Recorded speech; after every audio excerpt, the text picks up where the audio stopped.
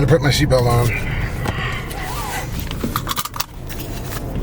So we went to the desert a lot this summer, and looking forward to the autumn.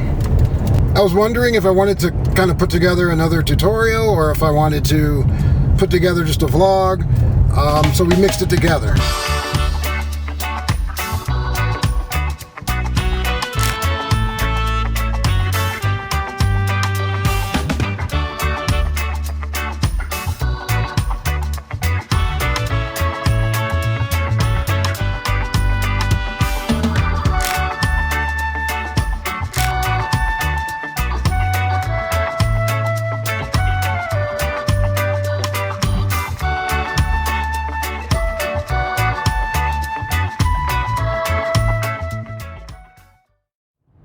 First place I ended up going was Salt Lake City. My first time there. Absolutely beautiful. Not exactly the desert, but absolutely stunning. The kind of stuff you see in magazines, you know. So we had the unique opportunity to go very high up. I think we're somewhere 10,000 feet. Snow-capped mountains, you know, third week of July. And we just took some shots. It was high noon, so there wasn't much to work with in terms of light. We still got those, you know, classic poster style type of shots, and so we're good with that.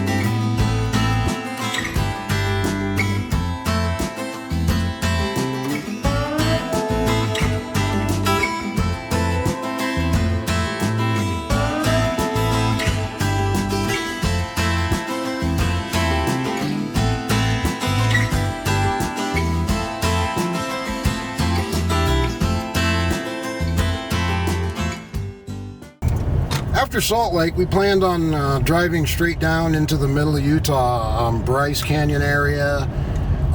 We went a little bit east, more east than we thought we were.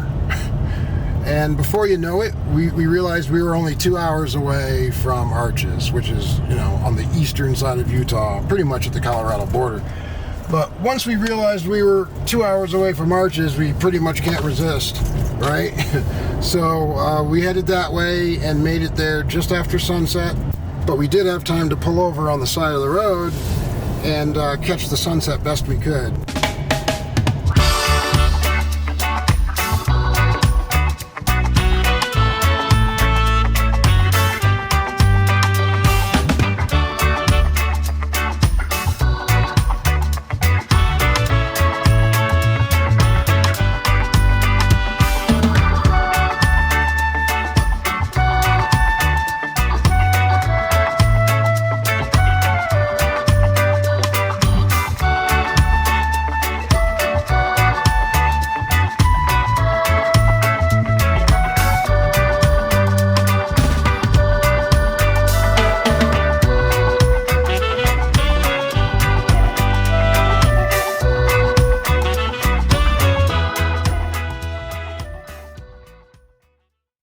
So then a cop shows up and wants to know what we're doing while we're holding our cameras and pointing at the sky. Oh, we're getting pulled over, dude.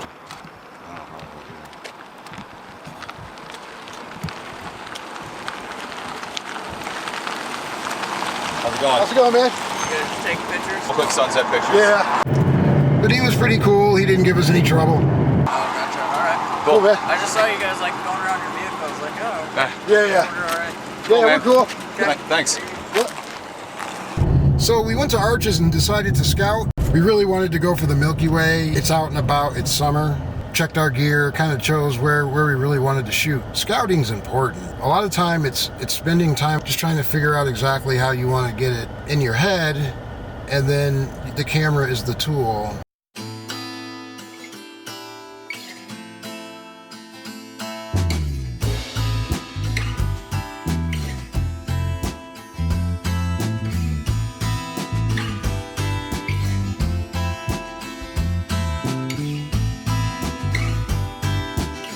Alright guys, we're here. Tonight we're going to be doing astro. This is the arch we're going to be using. The Milky Way will be right here due south, and we'll be shooting through this arch. We'll be flashing the arch and light painting with flashlights.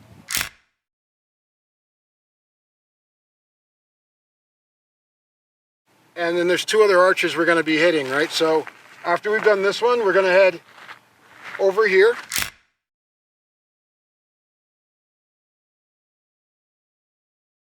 Okay, and we'll do the same thing, but we'll be much closer.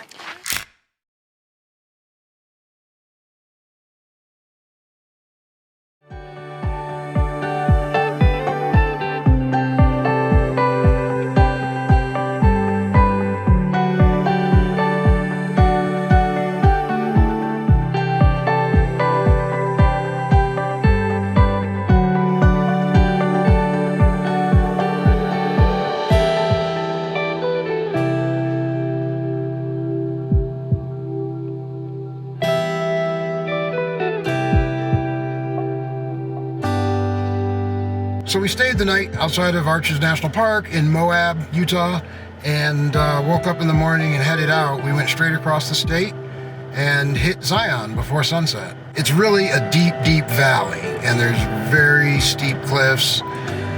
Angel's Landing is there, and it's easily the scariest hiking trail you've ever seen in your life.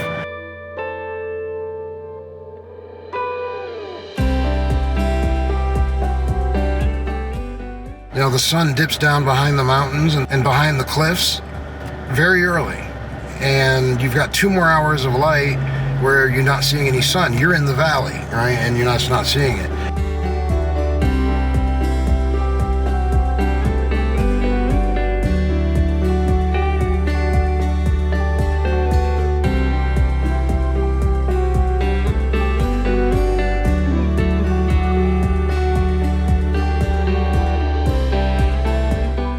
Got this deep valley, and that's half of the park. But then you go on a switchback in your car all the way up to the top and through a long tunnel, and in that upper part you can get off some sunset shots. So that's where we headed.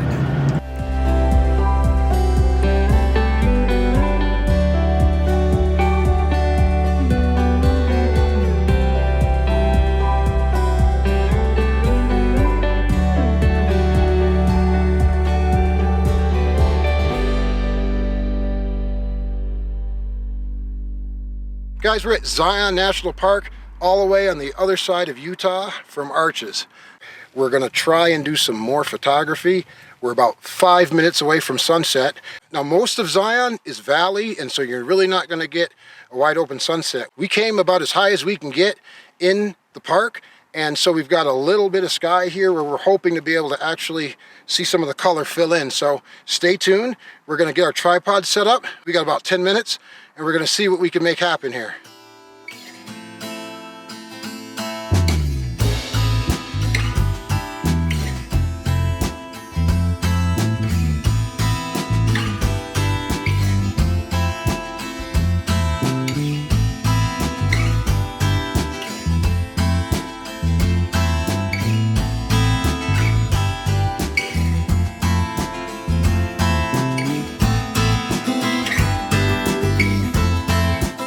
All right, so here's where we're going to be shooting our sunset.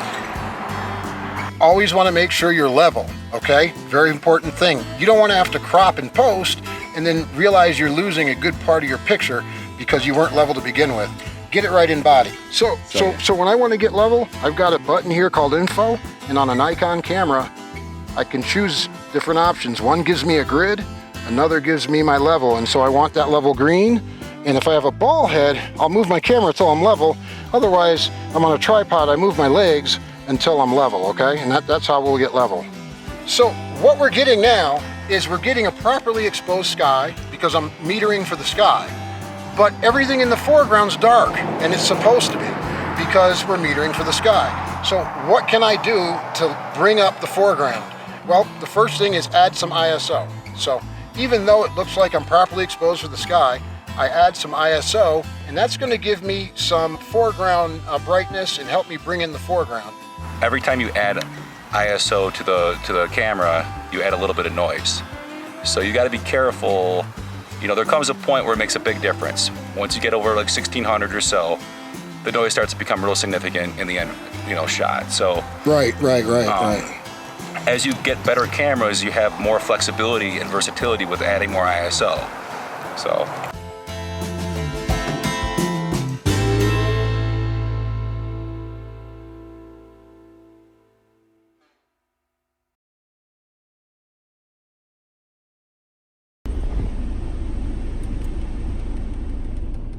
All right, guys, take it from me. Don't screw this up. When you get outside of Death Valley, there's some like Area 51 type alien themed restaurants, and there's some brothels out here.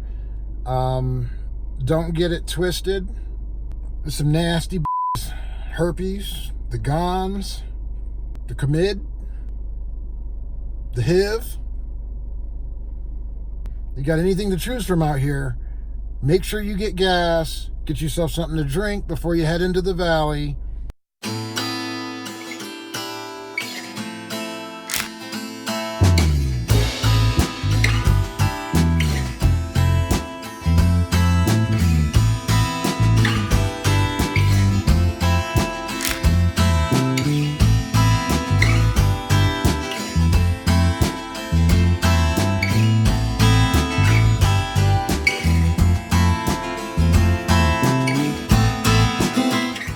Yeah, so they do have hotels.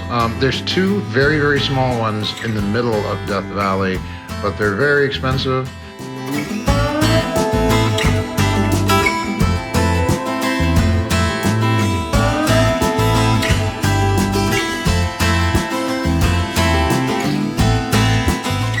I got a small cabin that's kind of standalone and away from everything and everyone else.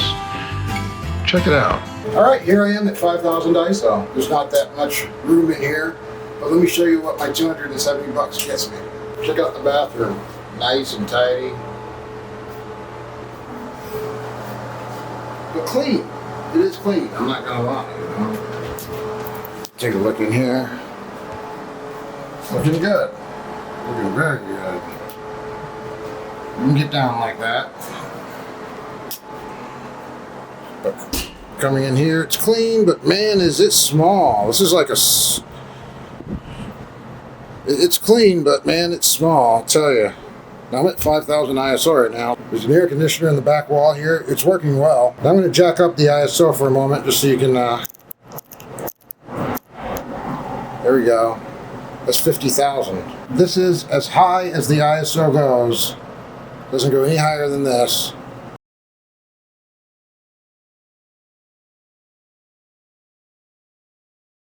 I've got my D850. I'm using my Tamron 15-30 lens, and I've got the 24-70 with the Z6 as well. Also seen some hellified meteors out here already. Big ones. I swear to God, the one I just saw looked like it had a big red and yellow tip on it and was just shooting through the air. It was close to the ground too. I mean, it didn't look like it was way up there. It looked big, like it was ripping through the atmosphere. But I see them. I've seen several every minute. I mean, when you look up, you see them everywhere. So I'll get some on video for you with the Z6. We'll put that on the slider and just kind of let that go on auto slide while I'm out there for a long while. You know, we'll point it up at the sky and see what we get. And then, of course, the 850 we'll use for the Milky Way shots. See you out there. There's not a car for miles in any direction. We are way out there. And really hoping I don't get bit by a snake, because if I do, that's about all she wrote. I don't think there's anybody that's going to get to me in time. So I'm going to be real careful about the snakes, and just grab my gear and head on out. There's an awesome train. It's like a 2-car train with a caboose. It's going to make a great foreground for the Milky Way. So we're going to strobe that and see what we get.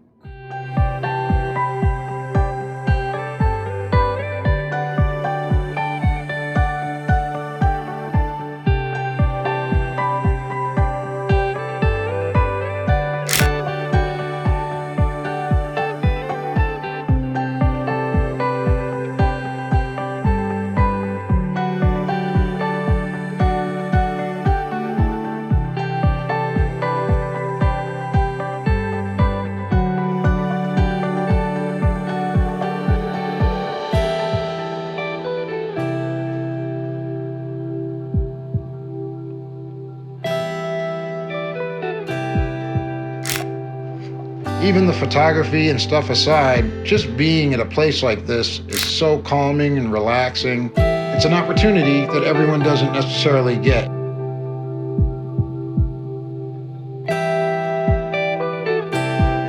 There's actually a reoccurring wind current that comes whipping through the valley here over and over again. And after years and years of that, it's eroded a lot of the rock and stone and created these sand dunes called mesquite sand dunes.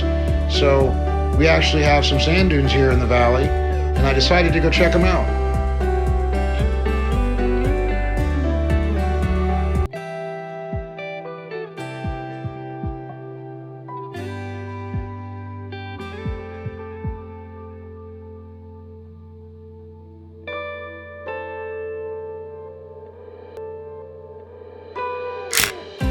Also, I just picked up a Panasonic GH5, a molar anamorphic cinemascope 2x squeeze lens. So we'll be doing some demos with that and comparing that to the red Ice-Gorama. Well, that's it for 2019. The summer went by so fast, but autumn's coming up next. I'm planning a tour to the Pacific Northwest. We're gonna do tons of photography up there. We've got rainforests, beautiful sunsets. See ya.